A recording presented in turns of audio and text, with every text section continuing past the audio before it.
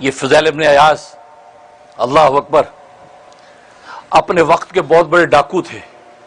डाकू, बुढ़ापा आ गया, अब सोचा बूढ़ा हो गया हूं, अब डाके मारे नहीं जाते, क्या करूं। सोचा कि पीर बन जाता हूं, पीरी मुरीदी करते हैं। बीवी से कहा कि ऐसा करो, एक बड़ा सा पगड़ ला दो, लंबी सी तस्बीह ला दो, और मैं किसी इलाके में जाके वहां तस्बीह अल्लाह अल्लाह करता हूं, ताकि लोग मेरे बोतगीद हो जाए, रोटी चलेगी, वरना रोटी चलना बड़ा मुश्किल है। क्योंकि डाकू भी दो तरह के होते हैं ना, एक तो डाकू असली डाकू, एक डाकू होते हैं, ये जाली पीरों की बात कर रहा हूं।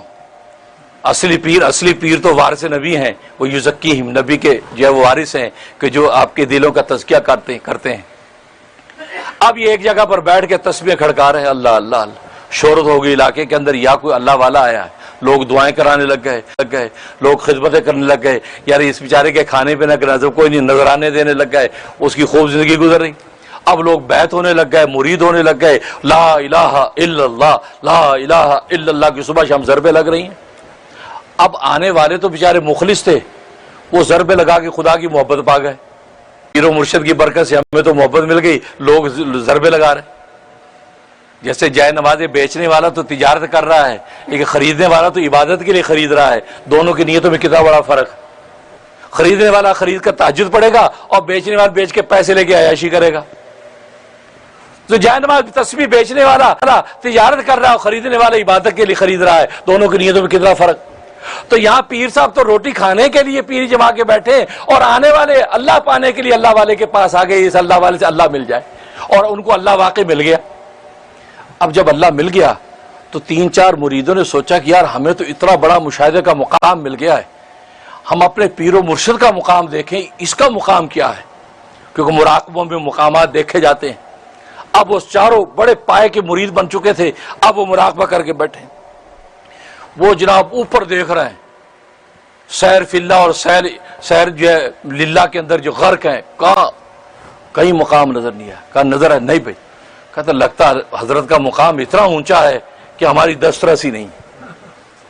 तो क्या करें कि यार हजरत से पूछते हैं कि आपका मुकाम कहाँ है भाई, हमें तो नहीं मिला।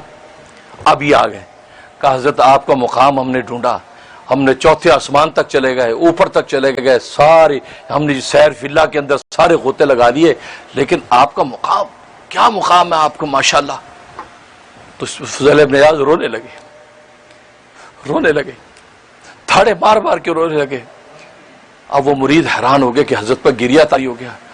क्या फरमाया, कहा कि नहीं, तुम आसमानों की बुलंदियों में ना देखो, मुझे जमीन की पस्तियों में ढूंढोगे, तुम्हारे कदमों में मेरा मुकाम होगा।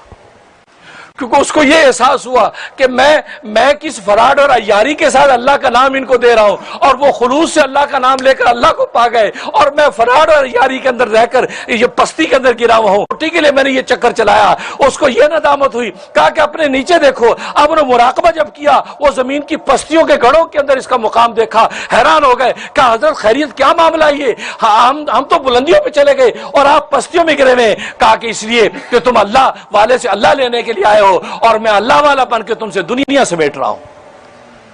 बस अब तुम्हें अल्लाह ने मेरे जरिए से मुकाम दिया, अपने शेख के लिए दुआ करो, अल्लाह मुझे भी बुलंद मुकाम दे दे। लिहाजा वो मुराकबे में गिर गए, और खुदा क्या गिरा है, या अल्लाह ये तो वो सीढ़ी थी जिस सीढ़ी पे चढ़ के तुझे हमने पाया है, या अल्लाह इस सीढ़ी को भी कबूल कर ले, हमारे शेख को भी कबूल कर ले, इसको बुलंद मकाम दे। अल्लाह तबारक व तआला लम्हों में फज़ैल इब्न अयाज़ को इतना ऊंचा मकाम दे दिया, सारे मुरीदों से बुलंद चले गए, और वक्त के औलिया अल्लाह के सरदार बन गए, और ये मोहब्बत लेकर अल्लाह के घर में आ गए, और बैतुल्लाह में सारी जिंदगी गुजारी। एक दिन भी बैतुल्लाह से बाहर नहीं निकले, और अल्लाह के घर के अंदर ही इंतकाल हो गया।